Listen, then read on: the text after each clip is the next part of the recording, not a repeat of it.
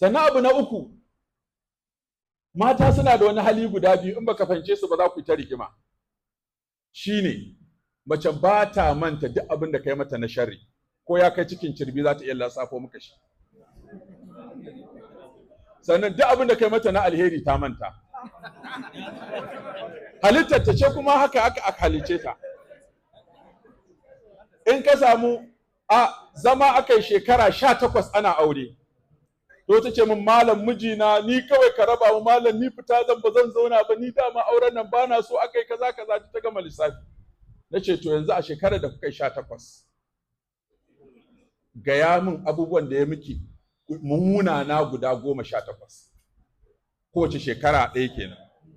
Sai na ɗauko bairo na ɗauko takarda na ce hajiya ana sauraron ki. Na ɗaya ta ce na ɗaya yana kaza, na rubuta.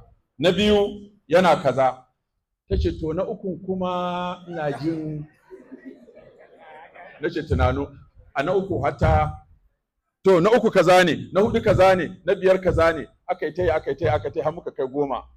Sai na ce to mu bar shi haka, ina kin fara kirkiro su. Sai na ce to kuma a shekara 18 gaya min abin da ya miki 18 da ya burge ki, dan da shi za mu balance. Ya miki 18 ya muna na miki, faɗi 18 da ya burge ki. Na ce na ɗaya ta tsaya ta shiru ta wai na ɗaya ma tunaninsa take.